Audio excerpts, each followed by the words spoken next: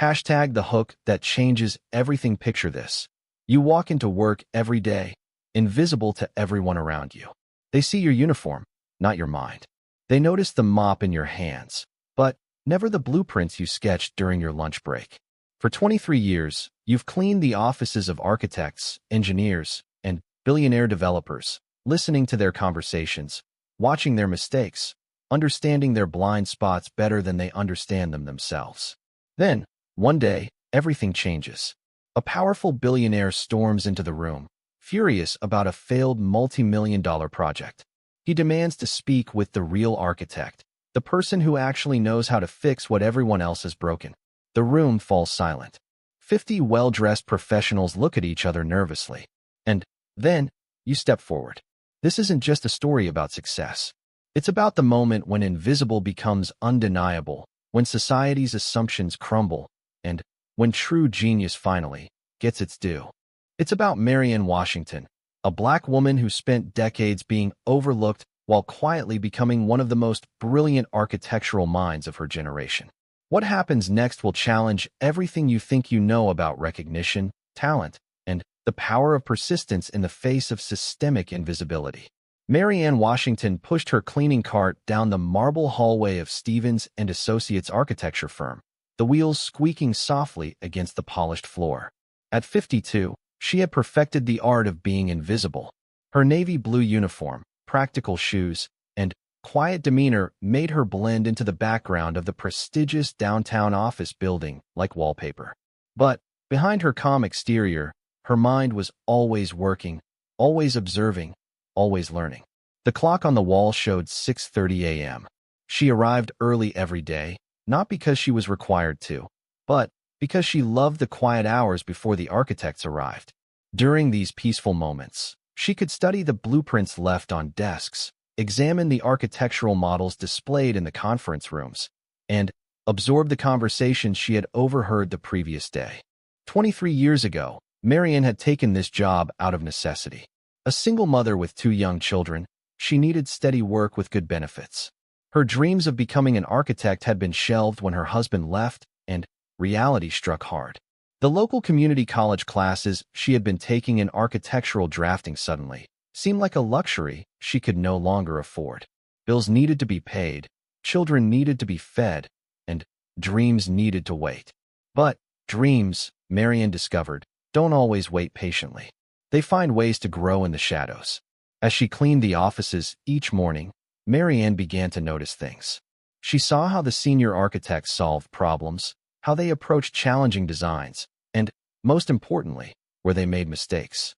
Her natural talent for spatial reasoning and structural logic, which had impressed her community college instructors years ago, began to flourish in this unexpected classroom. She started bringing a small notebook to work, hidden in her cleaning supplies. During her breaks, she would sketch solutions to the problems she witnessed.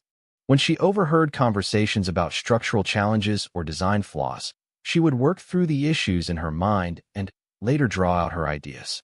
Her notebook filled with innovative solutions to problems that often stumped the firm's highly educated professionals.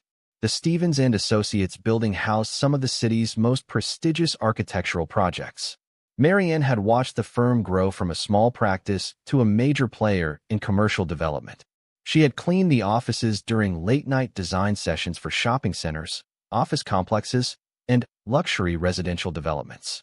She had emptied trash cans filled with discarded design concepts and witnessed the frustration of architects struggling with seemingly impossible challenges. Marcus Stevens, the firm's founder, was a respected architect who had built his reputation on solid, if unremarkable, commercial buildings. His son, David Stevens, had recently joined the firm after graduating from a prestigious architecture school. The younger Stevens brought fresh ideas, but lacked practical experience. Marianne often observed the tension between father and son as they navigated different approaches to their work. The firm's biggest client was Jonathan Blake, a billionaire real estate developer known for his demanding personality and expensive projects. Blake's developments were always complex, pushing the boundaries of what was considered possible in commercial architecture. His projects made or broke architectural firms, and Stevens and Associates had been fortunate to maintain his business for over a decade. Marian had witnessed numerous meetings with Blake over the years. She had seen him approve budgets in the millions with a casual nod and watched him cancel projects with equal indifference when they failed to meet his vision. His reputation for perfectionism was legendary, and his impatience with incompetence was well known throughout the city's architectural community. During her years at the firm, Marianne had developed an intimate understanding of each architect's strengths and weaknesses. She knew that Sarah Chun, the firm's lead structural engineer, was brilliant with calculations but sometimes missed creative solutions. She understood that Robert Martinez, the senior project manager, was excellent at client relations but occasionally overlooked important technical details. She had observed that the newest hires often brought innovative ideas but lacked the experience to implement them practically. What none of them knew was that Marianne had been mentally solving their problems for years. Her breakthrough moment came gradually, then all at once. It started with small observations that she began writing down in her notebook.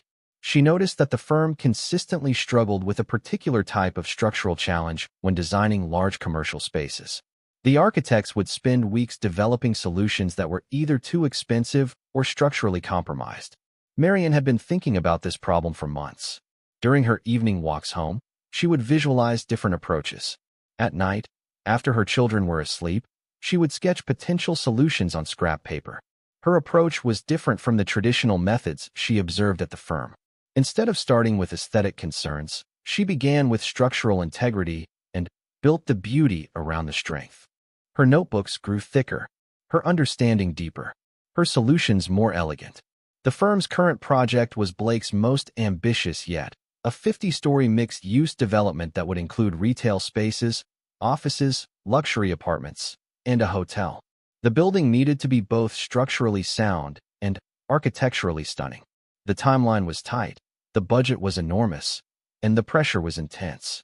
Marianne had been cleaning the conference room during several late-night meetings about this project. She had overheard the architects expressing concern about the foundation design. The building site had challenging soil conditions, and the proposed foundation system was both expensive and potentially problematic. The firm had brought in outside consultants, but their solutions were unsatisfactory. As she emptied wastebaskets filled with discarded foundation designs, Marianne studied each rejected concept. She understood why each approach had been abandoned, but she also saw possibilities that the architects had missed. Her years of observing structural problems had given her insights that formal education alone couldn't provide. One evening, while cleaning Marcus Stevens's office, Marianne noticed a memo on his desk about the foundation problem. Blake was growing impatient with the delays, and the firm was at risk of losing the contract. The memo mentioned that if they couldn't solve the foundation issue within 2 weeks, Blake would move the project to a competitor firm. That night, Marianne couldn't sleep. She kept thinking about the foundation problem and the solution that had been forming in her mind for weeks. She got up and spent hours sketching her idea, refining the details, and working through the calculations using knowledge she had absorbed from 23 years of observation and self-study. Her solution was elegant in its simplicity. Instead of fighting the challenging soil conditions, her design worked with them. She proposed a foundation system that used the existing soil characteristics as advantages rather than obstacles. The approach would be less expensive than the current proposals while providing superior stability. But Marianne faced a dilemma. She was a janitor with no formal credentials and no recognition within the firm. Her brilliant solution would remain hidden in her notebook unless she found a way to present it. The thought of approaching Marcus Stevens or any of the architects seemed impossible. Who would listen to a cleaning lady's ideas about foundation engineering? Days passed as she wrestled with this decision. Meanwhile, the pressure at the firm intensified. She witnessed increasingly stressed conversations among the architects. The foundation problem remained unsolved, and Blake's deadline was approaching. Then came the day that would change everything. Marianne arrived at work to find unusual activity in the building. Blake had called an emergency meeting for early morning, demanding that all senior staff be present. As she began her cleaning routine, she could hear raised voices from the main conference room. Blake was furious. The foundation delays had pushed back the entire project timeline, and he was threatening to terminate the contract immediately. Marianne paused outside the conference room door, listening to the heated discussion inside. "I don't want to hear any more excuses," Blake's voice carried through the door. "You've had months to solve this problem, and all I get are expensive solutions that don't work. Where's the innovation? Where's the creativity? I'm starting to think this firm has lost its edge." Marcus Stevens tried to explain the technical challenges, but Blake cut him off. "Technical challenges are what I pay you to solve. If you can't handle this project, I'll find someone who can." The meeting ended abruptly with Blake storming out, leaving behind a room full of devastated architects. Marianne quickly moved away from the door as the team filed out, their faces reflecting the gravity of the situation. As she continued cleaning, Marianne overheard fragments of worried conversations. The firm was at risk of losing not just this project, but potentially Blake's future business as well. The financial impact would be devastating. That evening, as Marianne prepared to leave work, she made a decision that would change her life forever. She photocopied her foundation design sketches and detailed calculations, organizing them into a professional presentation. Her hands shook as she prepared a cover letter explaining her solution. She had spent 23 years invisible, watching, learning, and growing. Now it was time to step into the light. The next morning, Marianne arrived at work with her proposal in a manila envelope. She waited until Marcus Stevens was alone in his office, then took a deep breath and knocked on his door. "Come in," Stevens called out, sounding tired and stressed. Marianne opened the door, her heart pounding. "Mr. Stevens, I'm sorry to bother you, but I have something that might help with the Blake project." Stevens looked up from his desk, surprised to see his longtime cleaning staff member standing in his doorway with an envelope in her hands. "Marianne, right? What can I do for you?" She stepped forward, her voice steady despite her nerves. "I've been thinking about the foundation problem you've been working on. I believe I might have a solution." Stevens's expression shifted from surprise to polite skepticism. "I appreciate your concern, Marianne, but this is a very technical engineering problem. Our team of experts has been working on it for months." "I understand," Marianne replied calmly. "But would you be willing to look at my idea? I've written it all out." Stevens hesitated, glancing at his watch. He had back-to-back meetings scheduled, and humor his cleaning lady wasn't on his agenda. But something about Marianne's quiet confidence made him pause. "All right," he said finally. "Leave it on my desk." And Marcus Stevens adjusted his reading glasses and opened Marianne's envelope with weary resignation. After 30 years in architecture, he had received countless unsolicited design proposals from enthusiastic amateurs. Most were well-intentioned, but impractical fantasies from people who had watched too many architectural shows on television. He expected this to be no different. The first page made him pause. Instead of sketchy doodles or unrealistic concepts, he found precise technical drawings executed with professional skill. The line weights were correct, the dimensions were accurate, and the detail level was impressive. This wasn't the work of an amateur. Stevens continued reading, his fatigue forgotten as he absorbed Marianne's foundation solution. Her approach was revolutionary yet practical, innovative yet grounded in solid engineering principles. She had identified problems with the current design that his team had missed and proposed solutions that were both elegant and economical. But it was more than just a good idea.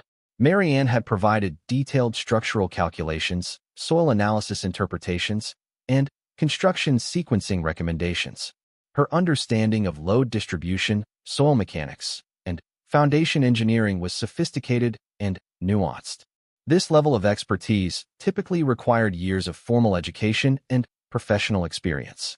Stevens checked his watch, 11:47 p.m. He had been reading for over 2 hours, completely absorbed in Marianne's proposal. He read through it again, looking for flaws, searching for the catch that would explain why his cleaning lady had produced work that surpassed his team of educated professionals. He found none. The solution was brilliant. It addressed every challenge they had encountered while introducing innovations that could revolutionize their approach to difficult foundation work. The cost savings alone would be substantial, but the engineering elegance was what truly impressed him. Stevens leaned back in his chair, trying to process what he had discovered.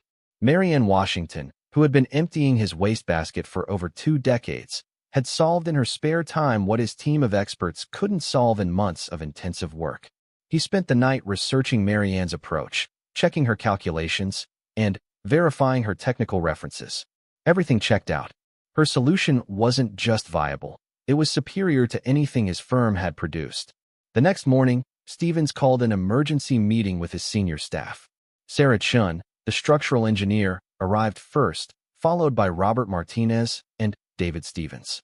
They gathered around the conference table, expecting another crisis management session about the Blake project. "I have something to show you," Marcus began, placing copies of Marianne's proposal in front of each team member. "I need you to review this foundation design and give me your honest assessment." Sarah opened her copy and began studying the drawings. Her expression shifted from casual interest to focused concentration as she absorbed the technical details. Robert and David followed suit, each becoming increasingly engrossed in the proposal. "This is remarkable," Sarah said after several minutes. "The approach to the soil stabilization is completely innovative. I've never seen anything like this integration of geotechnical and structural elements. The construction sequencing is brilliant too," Robert added. "This would actually reduce our timeline while improving structural integrity." "Who developed this?" David looked up from his copy. "Dad, where did this come from?" "This level of work, it's graduate school quality. Better than graduate school quality, actually. It's real-world sophisticated." Marcus Stevens took a deep breath. Marianne Washington developed this solution. The room fell silent. Sarah lowered her copy slowly. "Marianne, our Marianne? The cleaning lady?" "The very same." "That's impossible," David said flatly. "No offense to Marianne, but this level of technical expertise requires years of formal training. You can't just pick this up." "Apparently, you can," Marcus replied. "I verified everything. Her calculations are correct, her approach is sound, and her innovation is exactly what we need for the Blake project." Sarah was studying the drawings again, shaking her head in amazement. "The mathematical modeling here is PhD-level work. I'm looking at stress analysis that I couldn't have done without computer assistance, and she's done it by hand. Perfectly." Over the next hour, the team dissected every aspect of Marianne's proposal. They tested her assumptions, challenged her calculations, and explored potential problems with her approach. Everything held up under scrutiny. "We need to present this to Blake," Marcus finally said. "But first, I need to talk to Marianne." When Marianne arrived for her afternoon shift, she found a message asking her to come to Marcus Stevens' office immediately. Her stomach churned with anxiety as she walked down the hallway. Had she overstepped? Would she lose her job for presuming to offer architectural advice? Stevens greeted her at his door with an expression she couldn't read. "Marianne, please sit down. We need to talk." She perched nervously on the edge of the chair across from his desk, her hands folded tightly in her lap. "I read your proposal," Stevens began. "Multiple times, actually. I also had my senior staff review it." Marianne's heart sank. "I'm sorry if I overstepped, Mr. Stevens. I just thought—" "Don't apologize," he interrupted. "Your solution is extraordinary. It's exactly what we need for the Blake project, and, frankly, it's better than anything my team has produced." Marianne stared at him, uncertain she had heard correctly. "I have to ask," Stevens continued, "where did you learn to do this level of technical work?" "I've been listening and watching for 23 years, Marianne replied quietly. "I took some community college classes in architectural drafting before my kids were born, but mostly I just absorbed what I saw here. I've always been good with spatial problems and structural thinking." "This goes far beyond absorption, Marianne. This is advanced professional-level work. You've solved problems that stumped engineers with master's degrees." Stevens leaned forward, his expression serious. "I want to present your solution to Blake, but I need your permission. This could change everything for you." "What do you mean?" "If Blake accepts this proposal, and I believe he will, you'll need to be involved in the implementation. You understand this system better than anyone on my staff. But that means stepping out from behind the cleaning cart and into the engineering room." Marianne felt dizzy. After 23 years of invisibility, the prospect of professional recognition seemed surreal. "What about my job here?" "Marianne," Stevens said gently, "after today, you won't be cleaning this building anymore. At least, not as your primary responsibility." 3 days later, Blake arrived for another emergency meeting, fully expecting to terminate his contract with Stevens and Associates. His patience with delays and excuses had been exhausted, and he had already scheduled meetings with competing firms. The conference room was set up with projection equipment and detailed displays of the new foundation design. Marcus Stevens had assembled his full team, plus one additional person whose presence Blake didn't immediately notice. "Mr. Blake," Stevens began, "I believe we have solved the foundation challenge. Our solution will reduce costs by 30% while improving structural integrity and reducing construction time by 6 weeks." Blake's expression remained skeptical as Stevens began the presentation. But as the technical details unfolded, his attention sharpened. This wasn't another incremental improvement or expensive compromise.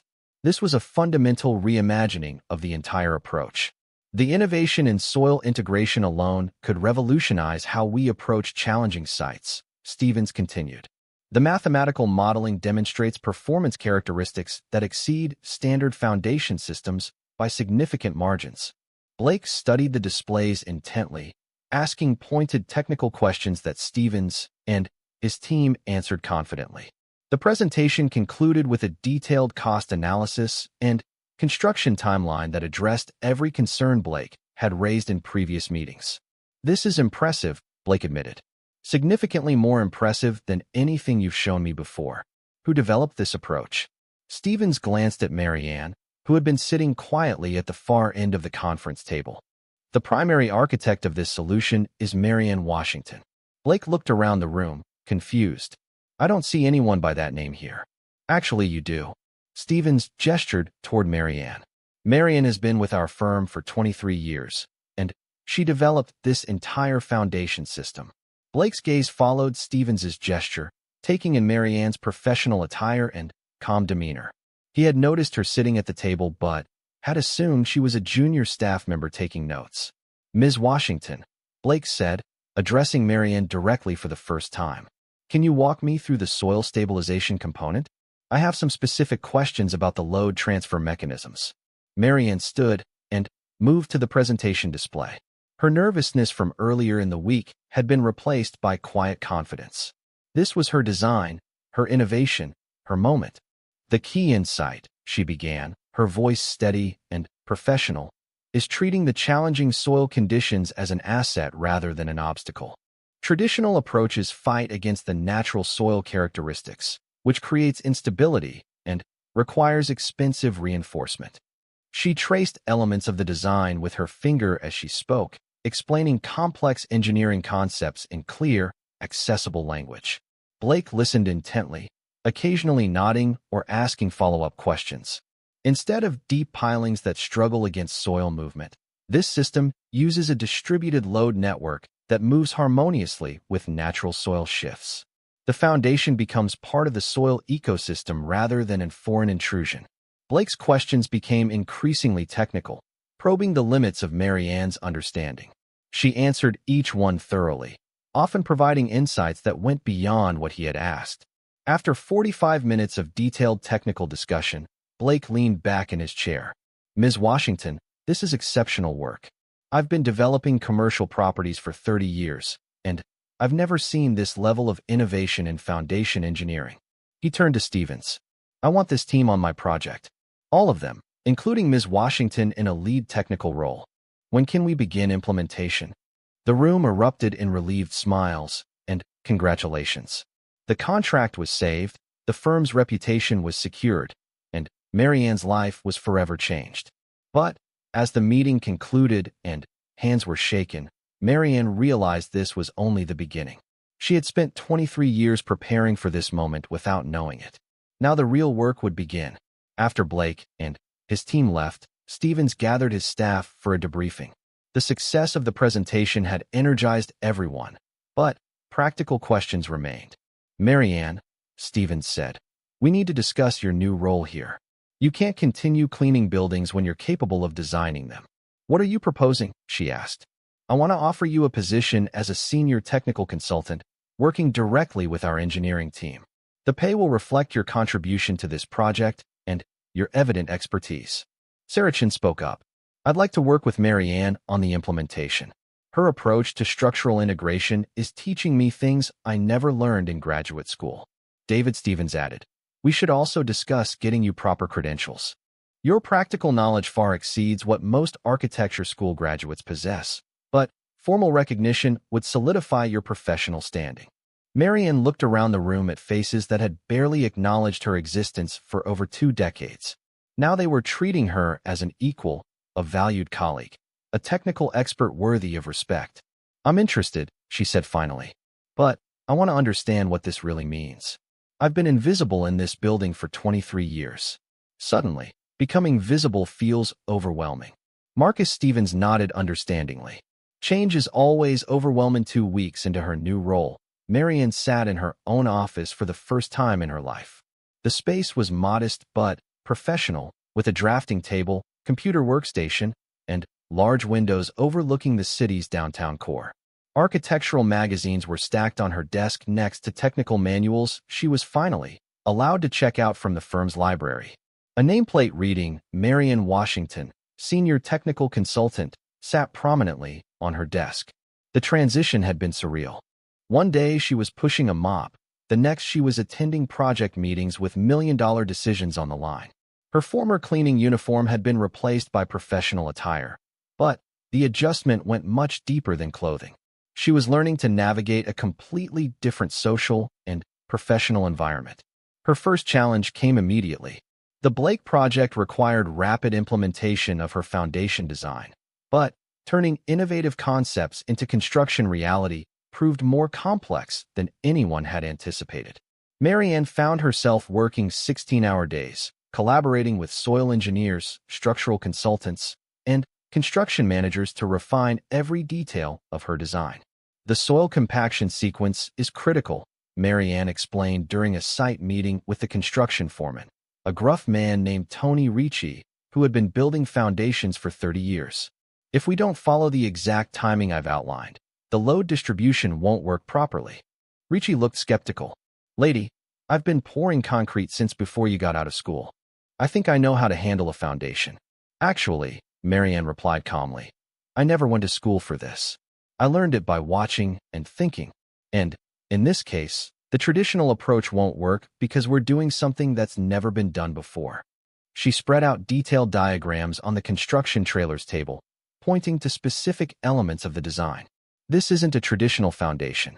Each pour has to cure to exact specifications before the next phase begins. The timing creates the structural integrity." Ricci studied the diagrams more carefully, his initial dismissiveness fading as he absorbed the technical complexity. "You designed this whole system?" "I did." "How long you been doing foundation work?" "About a month professionally," Marianne admitted. "But I've been thinking about these problems for 23 years. Ricci laughed, shaking his head. "You're either crazy or brilliant. I guess we'll find out which." As construction progressed, it became clear that Marianne's design was indeed revolutionary. The foundation work proceeded ahead of schedule and under budget, exactly as she had projected. More importantly, the structural performance exceeded all expectations. Engineers from competing firms began visiting the site, trying to understand how Stevens and Associates had achieved such remarkable results. Blake was ecstatic. He called Marcus Stevens personally to express his satisfaction with the project's progress. "Whatever you're paying that Washington woman, double it," he said.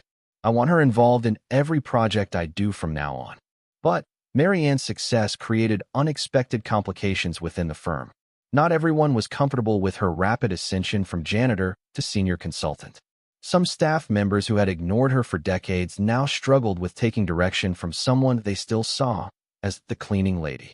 Jennifer Walsh, a project manager with an MBA from a prestigious university, was particularly resistant. During a team meeting about the Blake project's next phase, she openly challenged Marianne's recommendations. "I don't understand why we're restructuring our entire approach based on one successful foundation," Jennifer said, her tone professional but clearly skeptical. Marianne's idea worked in this specific case, but that doesn't make her an expert on commercial development strategy. Marianne had faced this type of challenge several times in recent weeks. She had learned to respond with patience and facts rather than emotion. "You're absolutely right that one project doesn't make anyone an expert," Marianne replied. But I've been observing this firm's projects for 23 years. I've watched what works, what fails, and what gets repeated. My suggestions aren't based on one foundation. They're based on patterns I've seen across hundreds of projects. She pulled up a presentation on her laptop, displaying a comprehensive analysis she had prepared. I've documented recurring problems in our structural approaches, cost overruns that follow predictable patterns, and client complaints that could be prevented with design modifications. The presentation that followed was devastating in its thoroughness.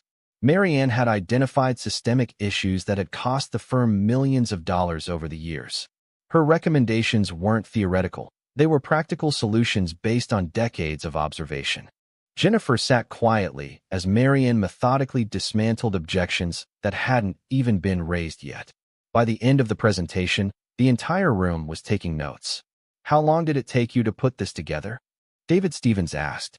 "I've been working on it for about 15 years, Marianne replied. "I just never had anyone to show it to." Marcus Stevens shook his head in amazement. "Marianne, this analysis could transform how we approach every aspect of our practice. Why didn't you ever mention these insights before?" "Mr. Stevens," Marianne said gently, "I was the janitor. When was I supposed to mention them?" "During my performance review, where we discussed my mopping technique." The room fell uncomfortably silent as the reality of her situation sank in. For over 2 decades, they had employed someone with extraordinary analytical capabilities and never bothered to discover her potential. Her insights had been developing while they discussed problems she could have solved years ago. Jennifer Walsh cleared her throat. "I owe you an apology, Marianne. I was judging you based on your previous role rather than your capabilities." "No apology needed," Marianne replied. "I understand the adjustment is difficult for everyone. I'm still learning how to navigate this myself." As weeks passed, Marianne's influence within the firm continued to expand. Blake's project was proceeding so successfully that other major developers began inquiring about Stevens and Associates' new approach to foundation engineering. The firm found itself fielding calls from potential clients who specifically requested the architect who designed the Blake Foundation. But fame brought new pressures. Architecture magazines wanted to interview her. Industry conferences invited her to speak. Professional organizations offered her membership and awards. Marianne found herself thrust into a spotlight she had never sought and wasn't sure she wanted. The most challenging moment came when Architectural Digest requested a feature story about her transformation from janitor to consultant. The journalist, a young woman named Rebecca Chun, arrived at the firm expecting a heartwarming rags-to-riches story. "So tell me about your journey," Rebecca began, her recorder running. "It must have been incredibly difficult to pursue your dreams while working as a cleaning lady." "I wasn't pursuing my dreams," Marianne corrected. "I was working to support my family. The architecture knowledge came naturally while I was doing my job." "But surely you always dreamed of becoming an architect?" Marianne paused, considering her answer carefully. "When I was younger, yes. But life required practical decisions. I needed steady work with good benefits. Dreams don't pay for groceries or medical insurance." "What advice would you give to other people in service positions who have hidden talents?" "I'd tell them that talent isn't enough. I was fortunate to work in an environment where I could observe and learn. Most people in service positions don't have that luxury. They're too busy working multiple jobs to survive." Rebecca seemed disappointed by these practical responses. She had clearly hoped for inspirational quotes about following dreams and believing in yourself. "Don't you think your story proves that anyone can achieve anything if they work hard enough?" Marianne shook her head firmly. "My story proves that I got lucky. I happened to work in a place where I could develop skills that turned out to be valuable. Millions of people work just as hard as I did and never get that kind of opportunity." The resulting article was more thoughtful than typical success stories, focusing on systemic issues that keep talented people trapped in positions that don't utilize their capabilities. But it also brought unwanted attention to Marianne personally. Suddenly, everyone wanted to hire the janitor architect. Job offers arrived weekly from firms across the country. Speaking requests poured in from universities and professional conferences. A literary agent contacted her about writing a book. "I don't want to be famous for being a former janitor," Marianne confided to Marcus Stevens during a private meeting. "I want to be respected for my work, not celebrated as an anomaly." "I understand," Stevens replied. But your story is inspiring to people who feel invisible in their own careers. Maybe that's worth something. Maybe, Marian said. But I didn't escape invisibility just to become a symbol. I want to be an architect, not a motivational speaker. Stevens nodded thoughtfully. What if we could find a way to honor both? Your technical expertise is revolutionizing our practice, but your experience could also help us identify other overlooked talent. What do you mean? I mean establishing a program to identify and develop unconventional talent. People like you who have capabilities that traditional hiring processes miss. The idea intrigued Marianne. Over the following weeks, she developed a proposal for a talent identification program that looked beyond traditional credentials to find practical intelligence and problem-solving abilities in unexpected places. The program would recruit from community colleges, trade schools, and service industries. Instead of requiring degrees, candidates would be evaluated based on demonstrated problem-solving abilities, spatial reasoning skills, and practical experience. We're calling it the Washington Initiative, Marcus announced during a firm-wide meeting. Marianne will lead the program, identifying and developing talent that traditional recruitment methods miss. The first pilot program launched 6 months later. Marianne personally reviewed applications from janitors, construction workers, retail employees, and others whose daily work involved spatial problem-solving, but who lacked formal architectural training. Among the first candidates was Roberto Silva, a maintenance worker at a shopping mall who had been quietly solving HVAC efficiency problems for years. His practical understanding of airflow and temperature control exceeded that of many mechanical engineers. Another candidate was Lisa Park, a store manager who had developed innovative approaches to retail space optimization. Her understanding of customer flow and space utilization had increased sales at every location she managed. These people have been solving architectural problems for years, Marianne explained to the selection committee. They just haven't had anyone recognize their solutions as architecture. The program's success exceeded everyone's expectations. Within 2 years, Stevens and Associates had identified and developed a dozen unconventional professionals whose practical insights were transforming the firm's approach to various specializations. More importantly for Marianne personally, she was no longer the firm's only example of unconventional talent. Her story had become less about her individual transformation and more about systematic change in how the architecture profession identified and developed capabilities. I finally feel like an architect instead of a curiosity, she told her children during a Sunday dinner celebration of her 3rd anniversary in her new role. I'm solving problems and designing solutions, not explaining my biography. Her son Michael, now a college student studying engineering, looked at his mother with obvious pride. Mom, you didn't just become an architect. You became someone who's changing how architecture works. The crisis began on a Tuesday morning when Marianne received a panicked phone call from Tony Ricci, the construction foreman on the Blake project. His voice was tight with worry as he explained the situation that would test everything she had built over the past 3 years. Marianne, we've got a problem. A big problem. The city inspector is here, and he's questioning your foundation design. He's talking about shutting down the entire project. Marianne felt her stomach drop. The Blake development was now 18 months into construction, with the foundation completed and the structure rising 40 stories into the sky. Stopping construction at this stage would cost millions of dollars and potentially destroy her reputation along with Stevens and Associates' relationship with their biggest client. What specifically is he questioning? She asked, already grabbing her car keys. He's got some hotshot structural engineer with him from the city. Guy named Peterson. He's claiming your load distribution calculations are wrong and that the building could be structurally unsound.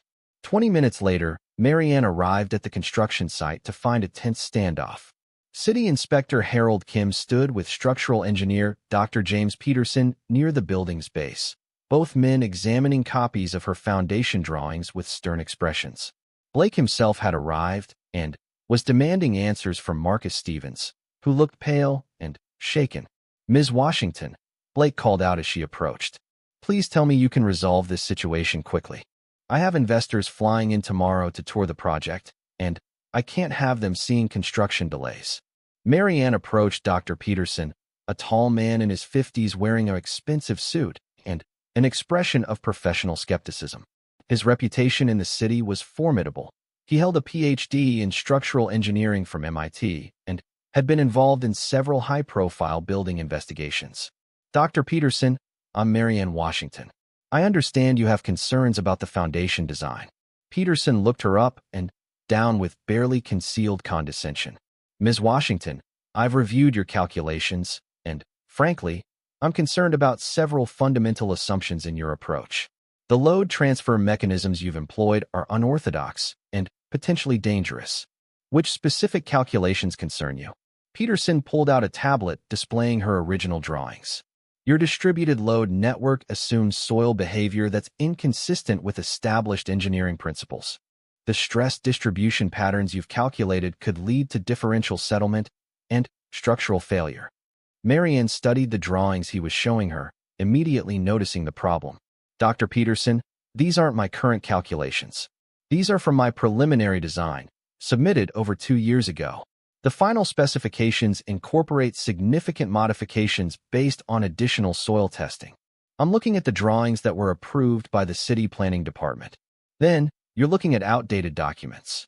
Let me show you the implemented design. Marianne retrieved her laptop from her car and pulled up the current specifications. The differences were substantial. Her final design included refinements that addressed every potential concern Peterson had raised. As she walked him through the actual construction specifications, Peterson's expression gradually shifted from skepticism to confusion, then to grudging interest. The foundation system actually built was far more sophisticated than the preliminary version he had been reviewing. These modifications, they addressed the stress concentration issues I was concerned about, he admitted reluctantly. But I still question whether this distributed approach provides adequate safety margins. Would you like to see the performance data? Marianne offered. We've been monitoring the foundation's behavior for 18 months. The settlement patterns, load responses, and structural performance all exceed design specifications.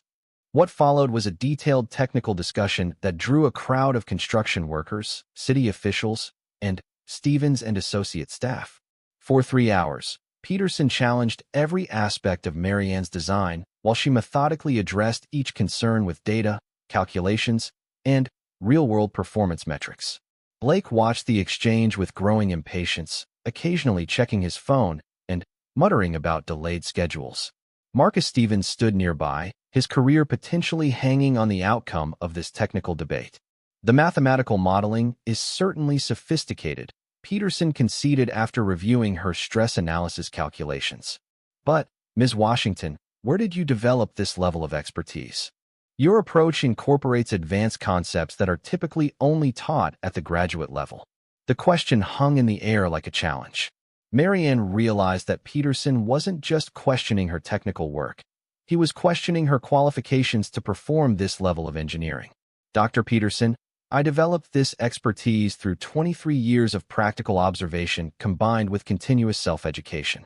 I may not have formal credentials, but the foundation's performance speaks for itself. Practical observation isn't equivalent to rigorous academic training, Peterson replied stiffly. Advanced structural engineering requires theoretical understanding that can't be acquired through informal methods. Marianne felt anger rising but kept her voice calm and professional. Would you like to test that assumption? What do you mean? I mean, we can discuss the theoretical foundations underlying this design. Pick any aspect of structural engineering theory you'd like to explore. What followed was one of the most intense technical discussions in the history of the construction site. Peterson, armed with his PhD and decades of academic experience, attempted to find gaps in Marianne's theoretical understanding. He questioned her knowledge of materials science, geotechnical engineering principles, structural dynamics, and advanced mathematical modeling. Marianne answered every question thoroughly, often providing insights that went beyond what Peterson had asked. Her understanding wasn't just practical, it was deeply theoretical, grounded in principles she had taught herself through years of study and application. Your knowledge of soil structure interaction is impressive, Peterson admitted after an hour of intense questioning. But I still have concerns about the long-term performance of this system under seismic loading. Marianne smiled for the first time that day. Dr. Peterson, this region isn't seismically active, but I designed the foundation to withstand seismic forces anyway. Would you like me to walk you through the earthquake resistance calculations? She pulled up another set of documents showing seismic analysis that hadn't been required by building codes, but which she had included as a safety measure. Her calculations showed that the foundation could withstand earthquake forces significantly stronger than anything the region had ever experienced. Peterson studied the seismic analysis with growing amazement. This level of over-engineering, it's expensive and unnecessary for this location. It's insurance, Marianne replied. Climate change is making weather patterns less predictable. Better to build for conditions that might occur rather than assume past patterns will continue. Blake, who had been growing increasingly impatient, suddenly spoke up.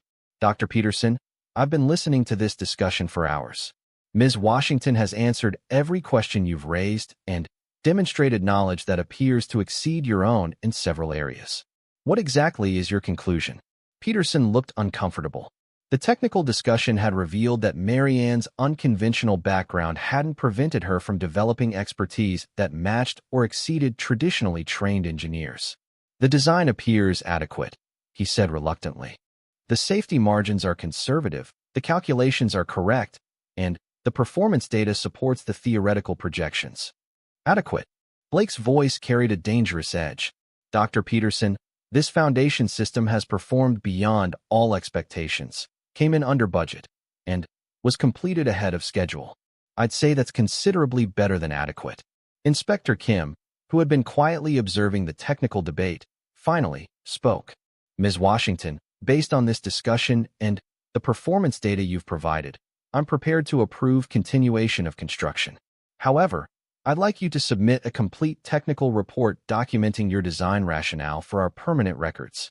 Of course, Marianne agreed. I'll have that to you within a week. As the group dispersed, Peterson approached Marianne privately. His demeanor had shifted from skepticism to genuine curiosity. Ms. Washington, I owe you an apology. I made assumptions about your capabilities based on your background rather than your demonstrated expertise. No apology necessary, Dr. Peterson. I understand why credentials matter in this field. People need confidence that engineers know what they're doing. But you've shown that expertise can be developed through paths other than traditional education. Your understanding of structural principles is remarkably sophisticated. Thank you.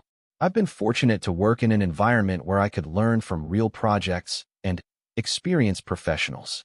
Peterson paused, seeming to wrestle with something. Ms. Washington, would you be interested in co-authoring a paper about your foundation approach? The engineering community needs to understand these innovations. I'd be honored.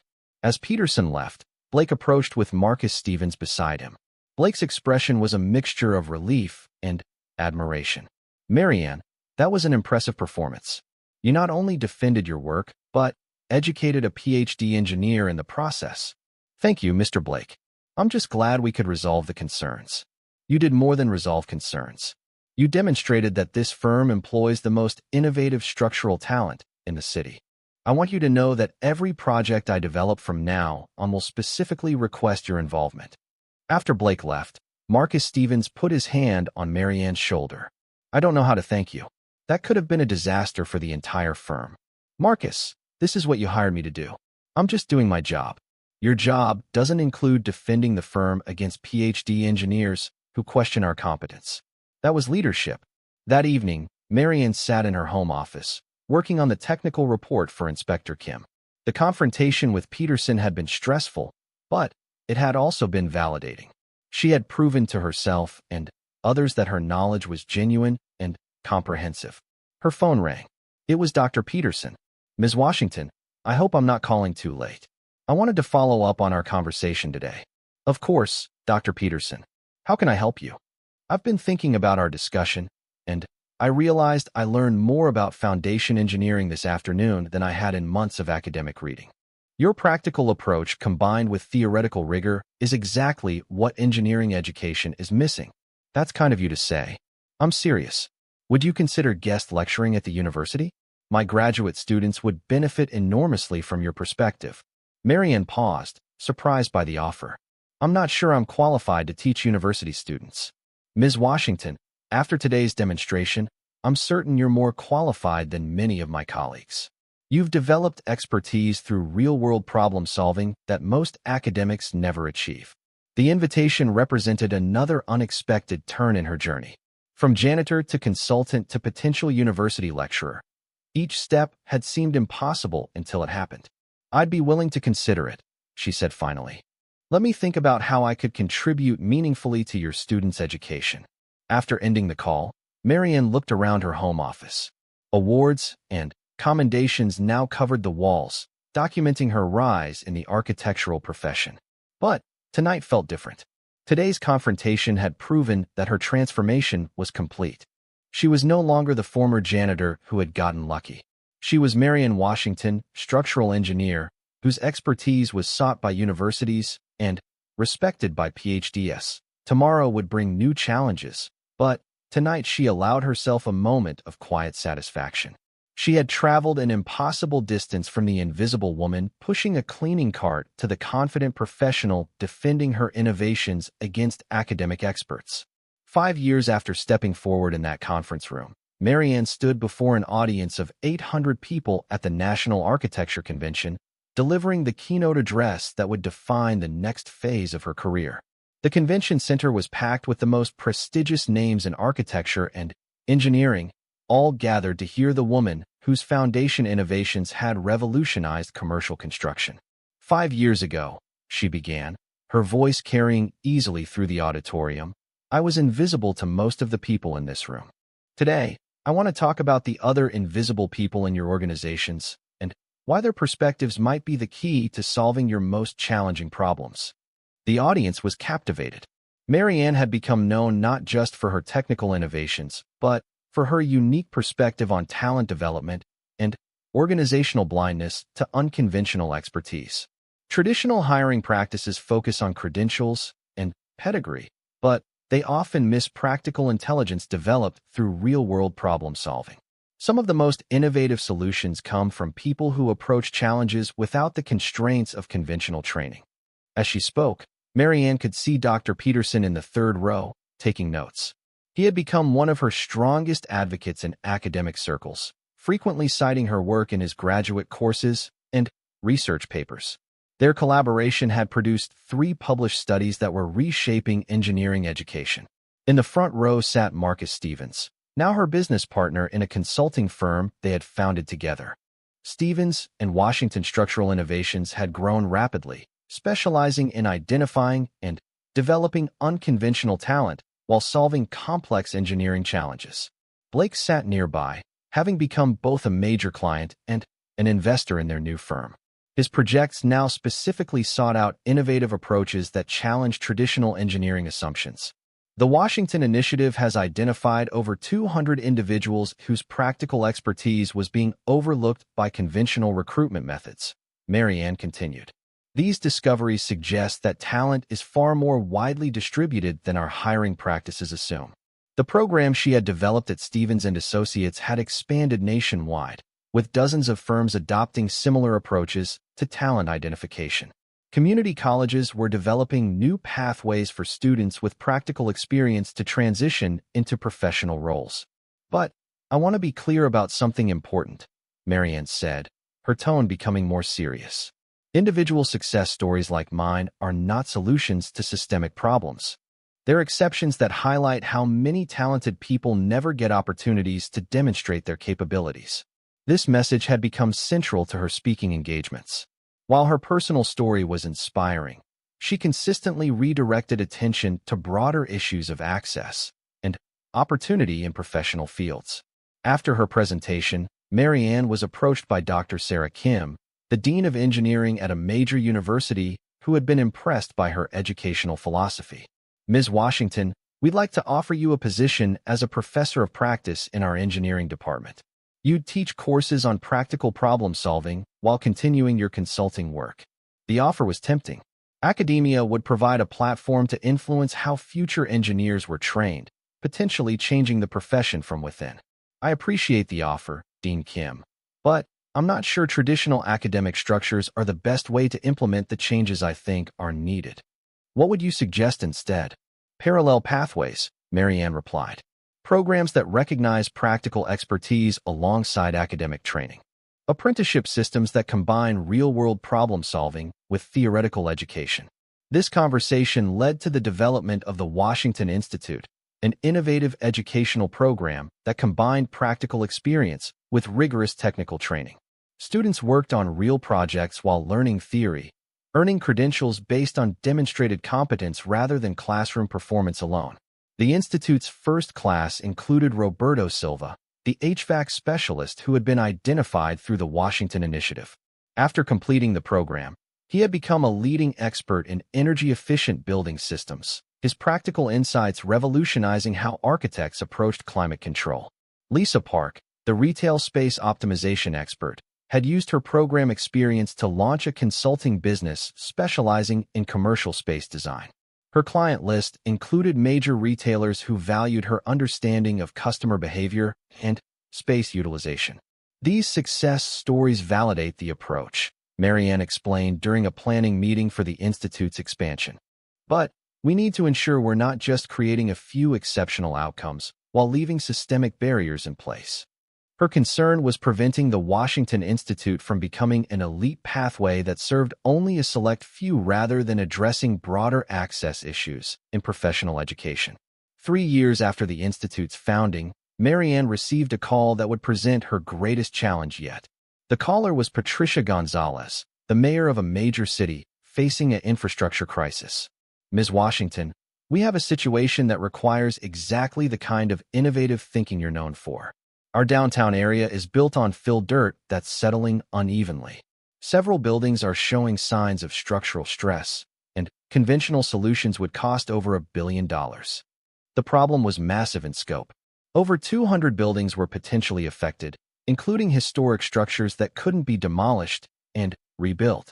Traditional foundation reinforcement would require evacuating entire city blocks for years while massive underground construction took place.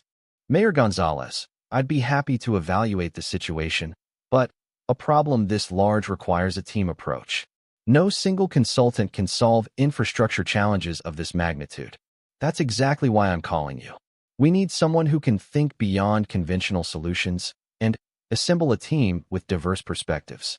Marianne spent 2 weeks studying the city's situation, walking through affected neighborhoods, and reviewing geological reports dating back 50 years. The pattern of settlement was complex and unpredictable, making traditional solutions both extremely expensive and potentially ineffective. But, as she examined the problem, she recognized familiar elements from challenges she had solved on smaller scales. The principles that had worked for the Blake Foundation could potentially be adapted for citywide application. She assembled a team that reflected her philosophy of diverse expertise. Dr. Peterson provided theoretical analysis. Roberto Silva contributed HVAC and infrastructure insights. Lisa Park analyzed how structural changes would affect building occupancy, and Tony Ricci brought construction practicality to the planning process. The key insight, Marianne explained during their first team meeting, is treating this as an ecosystem problem rather than a series of individual building issues. We need a solution that works with the settling patterns instead of fighting them. Her proposed approach was revolutionary. Instead of trying to stop the settling, they would create a coordinated system that allowed buildings to settle in controlled, predictable ways while maintaining structural integrity. You want to let the buildings sink? Mayor Gonzalez asked during their presentation to the city council. I want to let them settle gracefully, Marianne clarified. By creating interconnected foundation systems and managing the settling process, we can maintain building stability while working with natural soil movement instead of against it. The proposal faced intense skepticism from traditional engineering firms who argued that intentionally allowing building settlement was dangerous and unprecedented. Dr. Peterson, now one of Marianne's strongest supporters, defended the approach before a panel of engineering experts. Ms. Washington's methodology has been proven successful on multiple projects. Her understanding of soil structure interaction exceeds that of most specialists in the field. The debate that followed was similar to the confrontation at the Blake construction site, but on a much larger scale. Marianne found herself defending her approach before city councils, engineering boards, and public forums filled with concerned residents. The conventional approach of fighting soil settlement with massive reinforcement has a poor track record in situations like this, she explained during one particularly hostile public meeting. We're proposing a solution that works with natural forces rather than against them. A resident stood up angrily. You want to experiment on our neighborhood with untested ideas? My family's home is at risk, and you're asking us to trust theories from someone who learned engineering by watching. Marian understood his anger and fear. Sir, I understand your concerns completely. That's why we're not asking for trust based on theories.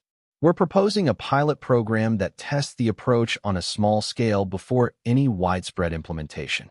The pilot program was approved after months of debate. 5 buildings in the least affected area would serve as testing grounds for Marianne's controlled settling approach. The results exceeded all expectations. The pilot buildings stabilized quickly, with settlement patterns becoming predictable and manageable.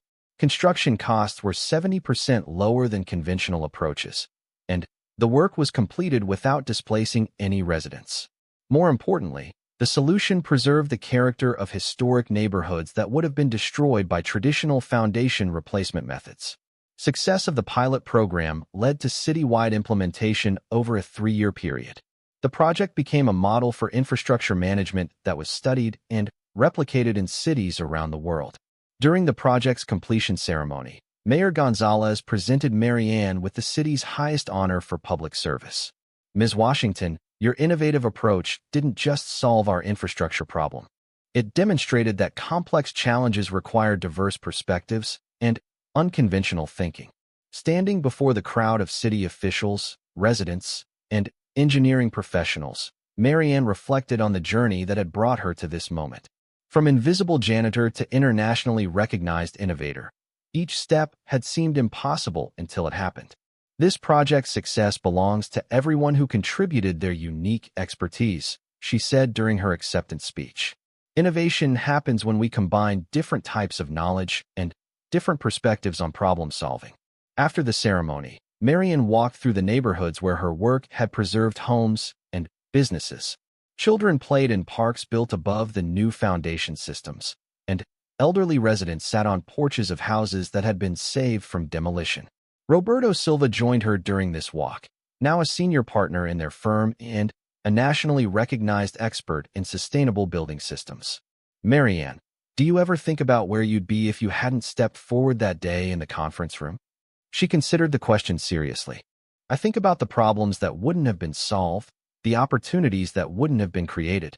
My personal success matters less than the systematic changes we've been able to implement. Lisa Park caught up with them, having finished a meeting with city planners about future development projects. The Washington Institute just received approval to expand to 5 more cities. We're going to be training hundreds of people whose talent might otherwise go unrecognized. The conversation was interrupted by Marianne's phone. Dr. Peterson was calling with news about their latest research collaboration. Marianne, the paper about controlled settlement techniques has been accepted by the Journal of Structural Engineering. But, more importantly, 3 universities want to incorporate our methodology into their graduate programs. Each piece of news represented progress toward the systematic changes she had been working to create. Individual success stories were meaningful, but institutional changes would have lasting impact. That evening, Marianne sat in her home office, working on plans for the next phase of the Washington Institute's expansion. On her desk were letters from students whose careers had been launched through the program, photos from project sites around the world where her techniques were being implemented, and invitations to speak at conferences on 5 continents. But the item that meant the most to her was still the original notebook where she had recorded her observations during those invisible years as a janitor. Those pages contained the foundation of everything that had followed: the patient observation, the careful analysis, and the persistent belief that problems could be solved if approached with fresh thinking. Her children, now successful adults pursuing their own careers, often asked if she missed the simplicity of her earlier life when expectations were lower and pressures were minimal. I miss the quiet time for thinking, she would tell them. But I don't miss being invisible. There's too much work to be done to go back to hiding in the shadows. Marianne Washington had become many things: innovator, educator, consultant, and advocate for systematic change in how society identifies and develops talent. But, at her core, she remained what she had always been. Someone who noticed problems that others overlooked and worked persistently to develop solutions. The difference was that now, the world was listening. Her story had become larger than her individual transformation. It had become a catalyst for questioning assumptions about expertise, challenging barriers to opportunity, and recognizing that talent exists in unexpected places. As she prepared for bed that night, Marianne looked out her window at the city skyline, knowing that dozens of buildings were standing stable because of innovations that began in her notebooks during those invisible years. Tomorrow would bring new challenges, new opportunities to solve problems, and new chances to identify overlooked talent in unexpected places. The foundation she had built extended far beyond structural engineering. It was a foundation of systematic change that would continue expanding long after her individual story was complete. In the end, that legacy mattered more than any personal recognition or professional success. She had helped create a world where the next brilliant janitor, maintenance worker, or retail manager wouldn't have to wait 23 years to be seen. The journey had tested every aspect of her character, her intelligence, her persistence, her courage, and her grace under pressure. She had passed every test. But, as she would discover, success brought its own complicated challenges that would test her in ways she hadn't anticipated. Her daughter Angela added, "And you proved that intelligence isn't about where you went to school. It's about how you think and what you do with what you learn." Marianne smiled, looking around her new home's dining room. The house was larger than their previous apartment, but, more importantly, it represented stability and opportunity that hadn't existed during her cleaning years. On her desk at home sat two items that symbolized her journey: her original notebook filled with sketches and solutions developed during her invisible years, and a recent industry award recognizing her contributions to innovative foundation engineering. Both represented the same thing: the power of persistent observation, continuous learning, and the courage to speak up when the moment finally arrived. But, as she would soon discover, her greatest challenges still lay ahead. Success had made her visible, but visibility came with complications she hadn't anticipated. Especially changed this dramatic. "But, Marianne, you've earned this opportunity through decades of dedication and self-education. You've demonstrated capabilities that most professionals never achieve." As the meeting dispersed, Marianne gathered her things slowly, trying to process the magnitude of what had just occurred. Walking out of the conference room, she passed her cleaning cart sitting in the hallway where she had left it that morning. She looked at it for a long moment, remembering the thousands of hours she had spent pushing it through these halls, invisible and ignored, dreaming of a different life, while learning everything she could about the profession she loved. Tomorrow, she would walk these same halls as Marianne Washington, senior technical consultant. But, tonight, she had phone calls to make to her children, telling them that their mother's long-deferred dreams had finally found their moment to flourish. "Take a look when I have time." Marianne placed the envelope on his desk, thanked him, and left the office. She spent the rest of the day cleaning with nervous energy, wondering if Stevens would actually read her proposal or simply throw it away. That evening, Marcus Stevens stayed late at the office, trying to find a solution to save the Blake contract. Exhausted and out of options, he noticed Marianne's envelope still sitting on his desk. With nothing left to lose, he opened it and began to read. What he found inside would shock him to his core and set in motion events that would forever change both his firm and Marianne's life.